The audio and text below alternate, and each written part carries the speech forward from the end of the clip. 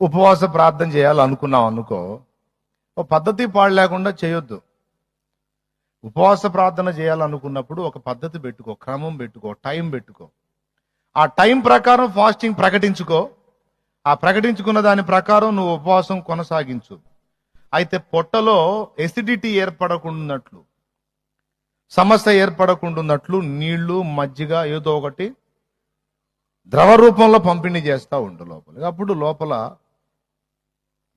ఆ నీకు సమస్య ఏర్పడకుండా ఉంటుంది. ఆహారం వదిలేసే, కానీ ద్రవ రూపంలో తీసుకో ఏదో ఒకటి, మజ్జిగో నీళ్ళో ఏదో ఒకటి. కొంతమంది నేను ఏం తాగనన్నాయా, నీళ్లు కూడా తాగను. అదే చెప్పింది ఇప్పుడు, మితముగా ఉండు అన్నాడు. ఓవర్ యాక్షన్ చేయొద్దని అర్థం. దేవునికి స్తోత్రం కలుగును గాక. అన్నిటిలో మితముగా ఉండు. లేదన్నయ్య కఠిన ఉపవాసం. ఈ మితము అనే మాట అన్నిటికీ వర్తిస్తుందండి. చాలా పెద్ద